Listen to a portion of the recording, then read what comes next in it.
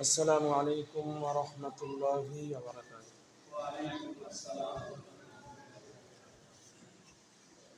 إن الحمد لله والصلاة والسلام على من لا نبي بعده.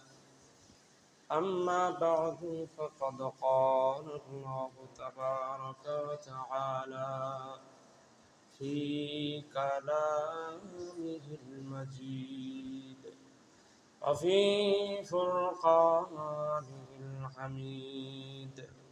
أعوذ بالله من الشيطان الرجيم.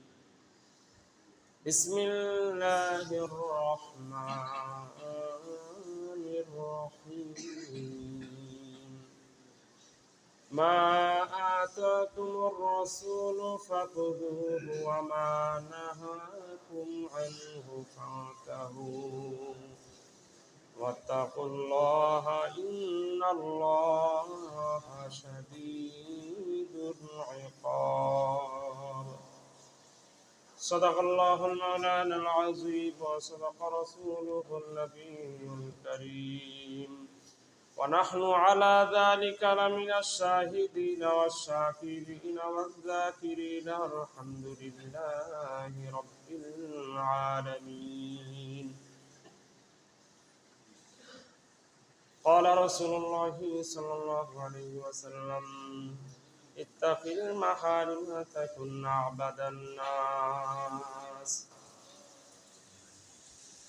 زم حضوری بدامت جان عالم ترحم یا نبی اللہ ترحم. ناز آخر رحمتا للعالمین زم حروم چرا کافر نشینی. رہے میرے مسکن حوالی کعبہ بنے میرے مدفن دیار مدینہ সাল্লাল্লাহু আলাইহি ওয়াসাল্লাম।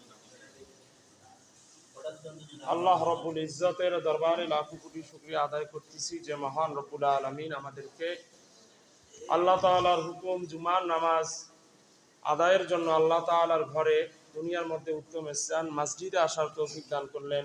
শুকরিয়া দান সবাই বলি আলহামদুলিল্লাহ। আল্লাহ পাকের খাস রহমত ছাড়া নেকের কাজ করা একদমই অসম্ভব। তা আল্লাহ পাক যে আমাদেরকে কবুল করছেন, তার ঘরে আসার তৌফিক দান করছেন, এজন্য বেশি বেশি পরিমাণে শুকরিয়া আদায় করা দরকার।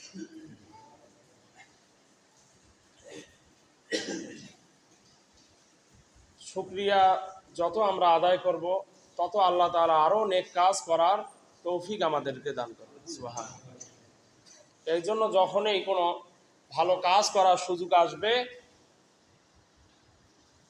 তখনই অগ্রগামী হওয়া, সেই প্রচেষ্টার সাথে সুন্দরভাবে কাজটাকে আঞ্জাম দেওয়া। যদি নিজেই দায়িত্ব নেওয়া হয়, নিজেই চেয়ে দায়িত্ব নেয়, স্পষ্ট মিশকাত শরীফে হাদিস আসছে, আর অন্যান্য সব কিতাবেই আছে, বড় বড় কিতাবেও আছে। মিশকাতে যেহেতু পড়েছি আমি, তো মিশকাতে এই হাদিসটা আসছে যে তাহলে আল্লাহ তাআলার মদদ আর থাকে না, সাহায্য আর থাকে না। আর যদি আল্লাহর পক্ষ থেকেই দায়িত্ব এসে যায় তাহলে সেই দায়িত্ব পালন করে সেখানে আল্লাহ তাআলার 100%ই সাহায্য থাকবে। এক কথায় আল্লাহ তাআলার সেখানে সাহায্য থাকবে। সুবহানাল্লাহ। এই জন্য যারা নেক কাজের আমরা সুযোগ পাবো, ভালো কাজের দায়িত্ব আসবে, তো দায়িত্ব আসলে আবার দায়িত্ব সরাসরি আবার না বলে দেওয়াটা এটা কিন্তু ঠিক না। কিন্তু দায়িত্বটা আল্লাহর পক্ষ থেকেই আসছে, ফায়সালা যখন মাশওয়ারা ভিত্তিক হয়।